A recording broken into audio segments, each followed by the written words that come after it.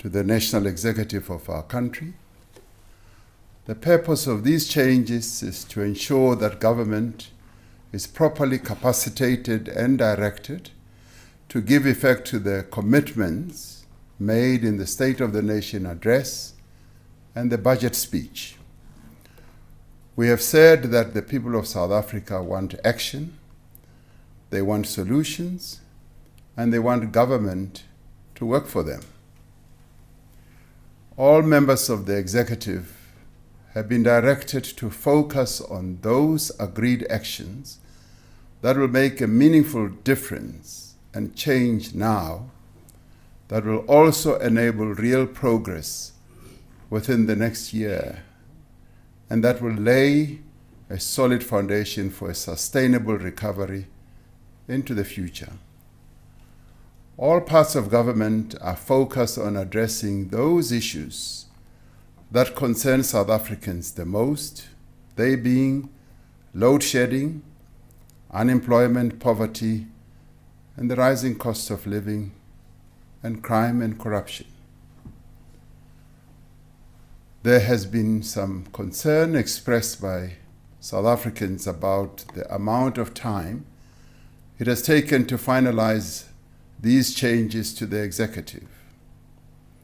This delay is the result of a number of processes that needed to be followed, some of which relate to the requirements of our Constitution relating to the appointment of members of the national executive of our country. In terms of our Constitution, the President appoints the Deputy President, ministers and deputy ministers from among members of the National Assembly. The President may also appoint no more than 2 ministers and 2 deputy ministers from outside the National Assembly. Understanding that just over 1 year remains in the term of this 6th administration, these changes I'm announcing are not about overhauling the national executive. The changes that I'm announcing now are intended to fill vacancies that have occurred in the executive and to direct government more effectively towards the areas that require urgent and decisive action. I have sought to balance the need for new skills and capabilities to drive the agenda that we outlined in the State of the Nation with the important task of ensuring stability and continuity in the work of government. In the course of attending to current challenges, we are establishing 2 new ministries. The first of these is the Minister for Electricity to deal with the immediate crisis of load shedding. The second is the Minister with specific responsibility for planning, monitoring, and evaluation to focus greater attention on the performance of government. While this will result in an increase in the number of ministries in the short term, as indicated in the State of the Nation address, I have instructed the Presidency and the National Treasury to develop a proposal to rationalize government departments, entities, and programs to ensure greater efficiencies. This work will result in the reduction of the number of ministries, and it will inform the configuration of government going into the next administration. So we will be reducing the number of ministries as we move forward. We said in the State of the Nation address that our most immediate task is to drastically reduce the severity of load shedding in the coming months and ultimately end load shedding altogether. Our focus is on the full and urgent implementation of the Energy Action Plan that I announced. As government, Eskom and other stakeholders, we are determined and committed to the plan. I'm therefore announcing the appointment of a minister in the presidency responsible for resolving the energy crisis. The primary task of the new minister will be to significantly reduce the severity and frequency of load shedding as a matter of urgency. Of course, working with a whole range of other entities. To effectively oversee the electricity crisis response, the appointed minister will have political responsibility, authority, and control over all critical aspects of the Energy Action Plan. This will help to deal with the challenge of fragmentation of responsibility across various departments and ministers, which, while appropriate under normal circumstances, is not conducive to addressing the crisis that we are in. The minister will be expected to facilitate the coordination of the numerous departments and entities involved in the crisis response. The minister will work with ESCOM leadership to turn around the performance of existing power stations and to accelerate the procurement of new generation capacity, working with all colleagues. To enable the minister to do this work, I will, in terms of Section 97 of the Constitution, transfer to the minister certain powers and functions contained in relevant legislation. In the State of the Nation address, I announced that a national state of disaster had been declared to respond to the electricity crisis and its social and economic impact. The recently published disaster regulations empower the Minister of Electricity to issue directions to, among others, exclude critical facilities from load shedding where technically feasible, to expedite various regulatory processes for energy projects and enable ESCOM to undertake critical maintenance more quickly and efficiently. The Minister in the Presidency for Electricity will liaise with other relevant ministers to ensure coherence in the issuing of other directions during the national state of disaster.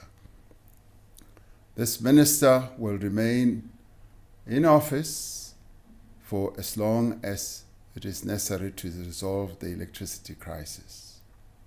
So this, as I said, is a transitory ministry that is going to be focused hands-on on helping us to resolve the energy crisis. As I indicated in my reply to the State of the Nation debate on the 16th of February, Deputy President David Mabuza asked to step down from that position of Deputy President. I am grateful for his support over the 5 years of his tenure and for his dedicated service to the government and the people of South Africa. I have accordingly decided to appoint Mr. Paul Mashatile as Deputy President of the Republic of South Africa. With respect to ministers, I'm making the following appointments. Minister in the Presidency will be Ms. Khumbudzo Ntshavheni, who will be responsible for various tasks in the presidency ranging from South African state security, other various GCIS, and a number of other tasks that I will allocate to her. Minister in the Presidency responsible for women, youth, and persons with disabilities will become Dr. Nkosazana Dlamini Zuma. Minister in the Presidency responsible for planning, monitoring, and evaluation will be Ms. Maropene Ramokgopa. And Minister in the Presidency responsible for electricity will be Dr. Kgosientsho Ramokgopa. Minister of Communications and Digital Technologies will be Mr. Mondli Gungubele. Minister of Cooperative Governance and Traditional Affairs will be Ms. Thembi Nkadimeng. Minister of Public Service and Administration will be Ms. Noxolo Kiviet. Minister of Public Works and Infrastructure will be Mr. Sihle Zikalala. Minister of Sports, Arts and Culture will be Mr. Zizi Kodwa. Minister of Tourism will be Ms. Patricia de Lille. Minister of Transport will be Ms. Sindisiwe Chikunga.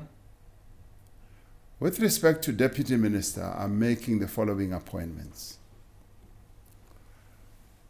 Deputy Ministers in the Presidency will be Ms. Nomasonto Mutaung and Mr. Kenneth Murolong. Deputy Minister in the Presidency responsible for Women, Youth and Persons with Disabilities will be Ms. Sisi Tolashe. Deputy Minister in the Presidency responsible for Planning, Monitoring and Evaluation will be Ms. Pinky Kekan. There will be 2 Deputy Ministers for Corporate Governance and Traditional Affairs, as there are 2 distinct areas of responsibility. Mr. Pakstau will largely be assisting with a local government, and Mr. Zolile Benz Ngamashe with traditional affairs. There will be 2 Deputy Ministers for Water and Sanitation, Mr. David Mahlobo and Ms. Judith Chabalala. Deputy Minister of Public Works will be Ms. Bernice Swart. Deputy Minister of Small Business Development will be Ms. Dipuo Peters. Deputy Minister of Public Enterprises will be Mr. Obet Babela. Deputy Minister of Transport will be Mr. Lisa Mangu. I now wish to extend my appreciation to all outgoing ministers and deputy ministers for their service to this administration and to the people of South Africa. I have instructed both new and existing members of Cabinet to act with speed and urgency to address the challenges that our country faces. I expect them to fulfill their tasks with rigor and dedication, to adopt a zero-tolerance approach to corruption wherever it exists, and to place the interests of the people of South Africa foremost in the work that they do. This is the standard that I will hold them accountable to, and I have full confidence that they will meet that standard. In the end, we must waste no time and spare no effort in restoring the promise of South Africa, the promise that our people expect us to meet. I thank you, and our apologies for keeping you waiting for much longer than it was necessary. Thank you.